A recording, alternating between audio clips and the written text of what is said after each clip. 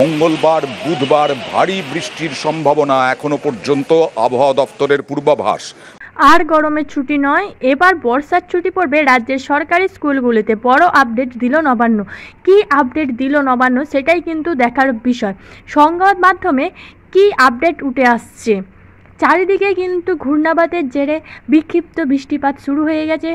এর সাথে আবহাওয়া দপ্তর জানাচ্ছে যে বাংলায় কিন্তু মৌসুমি বায়ুর আগমন ঘটছে, ফলে রাজ্য জুড়ে এবার কিন্তু বৃষ্টির সম্ভাবনা রয়েছে। সাথে দেখা যাচ্ছে পারদের স্তরও চচ্চর করে কমছে, ফলে স্বস্তি মিলেছে গরমের হাত থেকে। তাহলে এবার কি আর গরমের ছুটি নয়, বা বর্ষায় কি ছুটি পড়বে?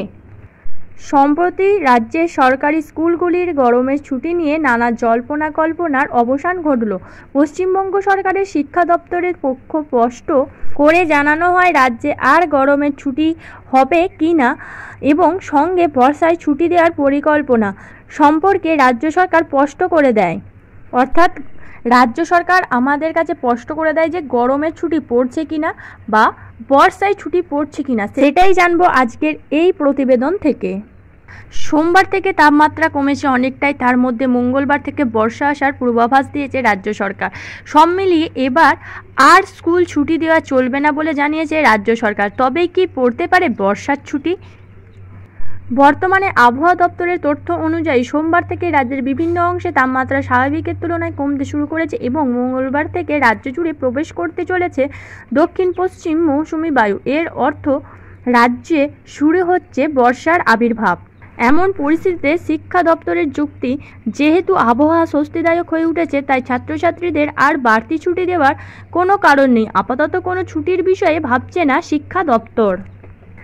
এদিকে অনেক শিক্ষার্থী ও অভিভাবকদের মনে প্রশ্ন জাগছে, যদি গরমে অতিরিক্ত ছুটি দেওয়া হয় তবে বর্ষাতেও কি ছুটি পাওয়া উচিত নয়? তবে বিশেষজ্ঞদের মতে বর্ষাকালে সামান্য অসুবিধা হলেও তা পড়াশোনার ক্ষেত্রে বাধা সৃষ্টি করে না, যতটা গ্রীষ্মের দাবদাহ করে থাকে। তাই এই মুহূর্তে ছুটি নিয়ে সেইভাবে ভাবা হচ্ছে না। এদিন রাজ্যের শিক্ষা পর্ষদও স্পষ্ট করে দিয়েছে যে বর্ষার কারণে ছুটি দেওয়ার কোনো পরিকল্পনা আপাতত নেই, স্কুলগুলি স্বাভাবিক নিয়মেই চলবে।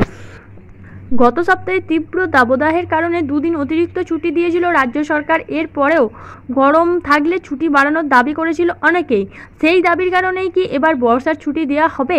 দেখো, গত সপ্তাহে প্রচণ্ড গরম ছিল, যার ফলে অনেক ছাত্রছাত্রীরা কিন্তু অসুস্থ হয়ে পড়ছিল, কারো ডিহাইড্রেশন, কারো বমি বমি ভাব, কারো মাথা ঘোরাচ্ছিল, এরকম কিন্তু নানা রকম অসুবিধার সম্মুখীন হচ্ছিল স্টুডেন্টরা। সেই কথা ভাবনা চিন্তা করে, সেই কথা মাথায় রেখে প্রেক্ষাপটে দাঁড়িয়ে আমাদের রাজ্যের শিক্ষামন্ত্রী নিজে ছুটি ঘোষণা করে দিয়েছিলেন দুদিনের জন্য, 13 জুন ও 14 জুন।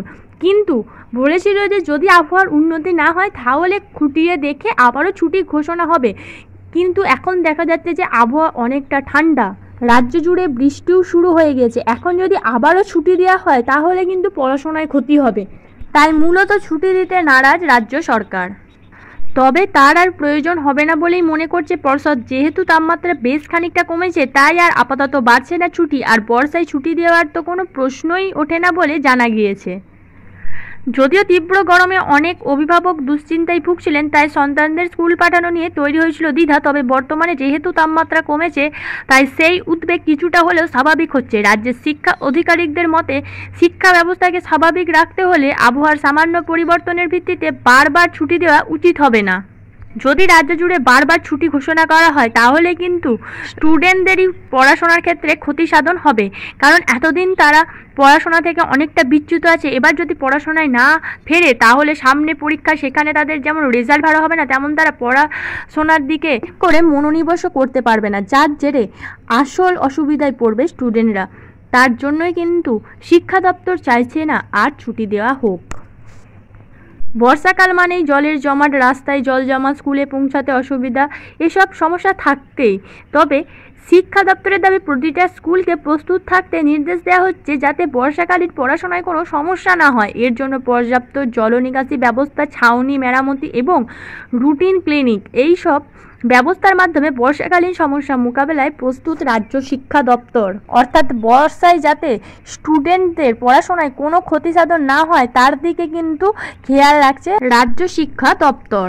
সব মিলিয়ে বলা যায় এবার রাজ্যে আপাতত বর্ষার ছুটি পড়বে না বলেই সাফ জানিয়েছে সরকার। রাজ্যের ছাত্রছাত্রী ও অভিভাবকদের এখন বর্ষার মধ্যেই স্কুলমুখো হতে হবে। যদিও গরমের দাবদাহে কিছুটা ছাড় দেওয়া হয়েছিল, তবে বর্ষাকালে তেমন কোনো সিদ্ধান্ত নেওয়া হচ্ছে না।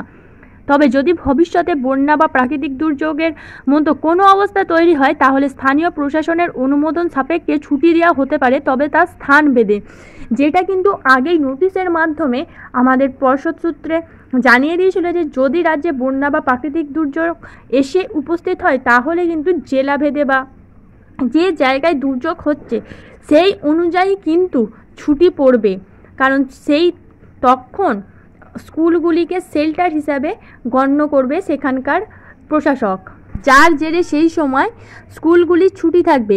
পরিস্থিতি স্বাভাবিক হলে আবারও স্কুল খুলে যাবে।